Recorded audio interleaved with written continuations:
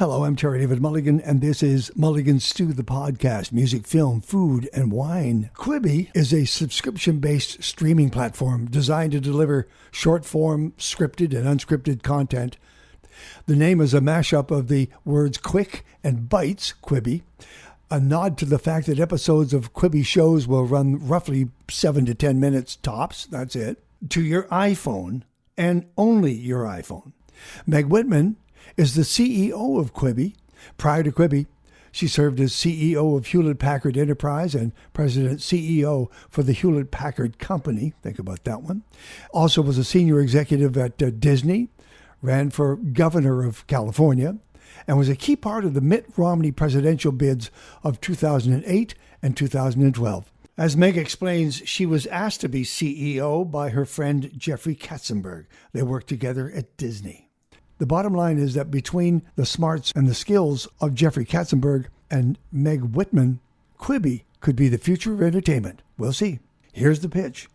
Hello. Hi, it's Meg Whitman. Hello, Meg Whitman. My name is TerryDavidMulligan, and I'm married to Meg, so I feel very comfortable here. Oh, there you go. Okay. Is her real name Margaret or Meg? It was Margaret, and then we went through the Peggies, and then all that stuff, and then we ended up with Meg. And she decided one day, she told the family, I want to be called Meg. And that's stuck with her.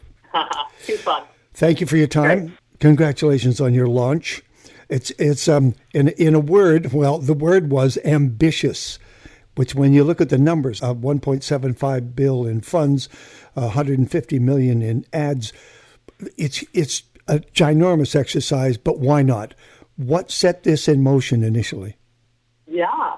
Well, Jeffrey Katzenberg is the founder of the company, and he and I have been friends for many, many years since we worked together at Disney. And when I stepped down from Hewlett-Packard after being there for 6.5 years, he called me and he said, "What are you going to do?" And or what are you doing? And I said, "Well, I'm going to, I'm the chairman of Teach for America. I'm going to, spend some time with my husband and travel." And he said, "No, what are you doing tonight for dinner?"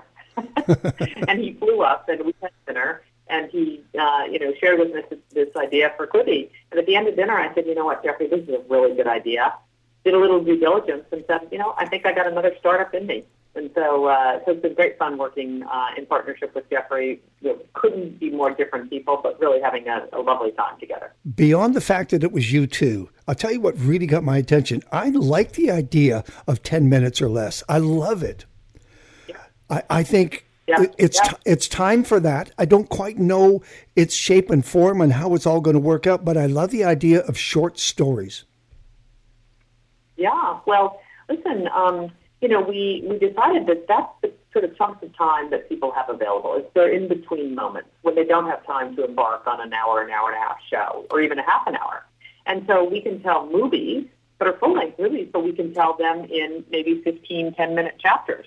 We can tell, documentaries or alternative shows in 5 to 10 chapters. And then, of course, our daily essentials are all 6 to 10 minutes. So we think it does take advantage of the amount of time that people have available today. Are you prepared to move off of just mobile phone systems down the road? Down the road, yes. I mean, I think the first thing on the product roadmap will be, being able to cast to your TV, whether it's Roku TV or Apple TV or, whatever it happens to be.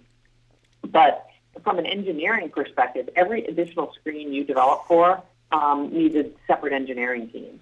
And so we thought, let's focus on getting the mobile phone fantastic, like getting Hollywood quality video and storytelling to be in unprecedented quality on mobile. And then we'll see where we go from there. So I suspect we'll develop to be able to cast to TV. But I do think that, the use case here is going to be very well suited to mobile, even though we're all sheltering in place at the moment. Hey, Meg, I hope your health is well, by the way. I see that 300,000 people downloaded yesterday when you started. Your target audience was 25 to 35. Will you be surprised when marketing comes back and says we have an older audience signing up for this? Our target, the core of of who we created content for was 25 to 35-year-olds, but we thought we'd always get 6 years younger, 6 years older, roughly, so 18 to 44. But we'll see. Everyone I've heard from, who are my friends, and I'm older than the target demo, have loved Quibi. So we'll find out. Maybe it has a broader appeal than we originally thought. And we were gratified by the fact that we're, the number 3 app in the Apple App Store, only behind TikTok and Zoom.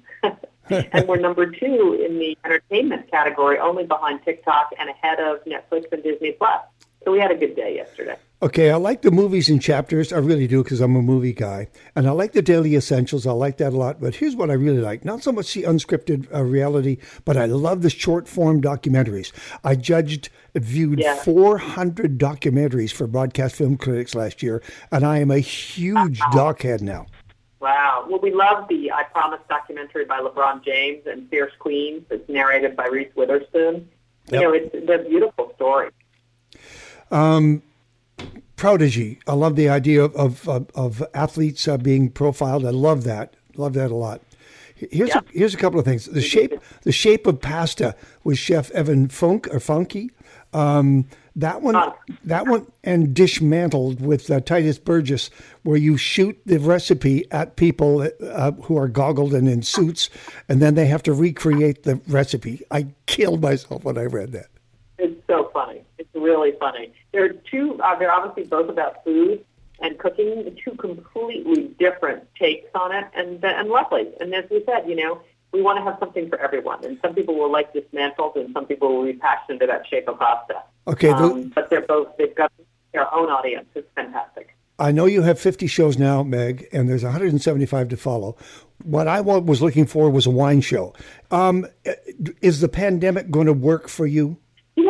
Listen, here's how we decided to launch. We said, we're not medical professionals, we're not first responders, we're entertainers. And so maybe we can bring a little joy and levity to people's lives that are fundamentally changed. And that's why we decided to go. Thank you. So I think people will have different in-between moments than we'd originally thought. I think people are looking for something new and maybe a little different. So we'll see. We decided we needed to go out. We needed to make it available to people. And so I don't know there was a lot of challenges getting to this point. But we'll see. We were gratified by yesterday's results, as I said. So we'll see as we go forward. One day, maybe more to go. 2 very quick questions about Canada. One is, you've partnered with Bell for Quibi Canada. Will we see product from them?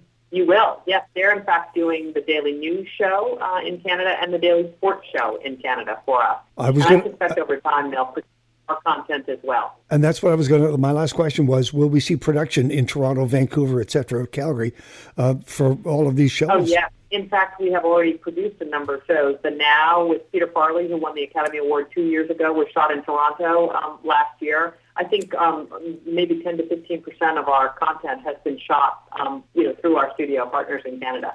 As you know, you're a big movie-making country now. Thank you. Well, you have, I don't know how many of these you have left, these launches, et cetera, but this is very ambitious. It's a story I'm going to follow. I really like your chutzpah. Good. Well, thank you very much. I appreciate it. Thank you, Be Meg. well. Stay safe. Thank you, Meg. Meg Whitman, the CEO of Quibi. It's out there now. If you have an iPhone, check it out. Right now it's free. Go and have a look. If you like your series in 7 to 10 minute sequels, if you like short form documentaries, if you like crazy cooking shows, whatever, go check out Quibi. And who's to say that it won't be the new television in our future? Thank you for listening. Over the next 2 weeks, we have 2 interviews for you. Ron Sexsmith, fine singer-songwriter, has just released his new album. It's called Hermitage, which implies a hermit-like existence, but the music is beautiful. So Ron Sexsmith will be one interview. The other one will be one I've been dying to play for you. Sosima Oliveira is one of the premier, if not the best mezcal maker in Mexico, and we're going to sit down and talk to her and taste and have some translation going beside me as well. So join us, okay? We are Mulligan Stew, the podcast, music, film, food, and wine. You can find us on Spotify, Google Play, or Apple Podcasts, and the home site is mulliganstew.ca. Cheers. Be safe out there, please.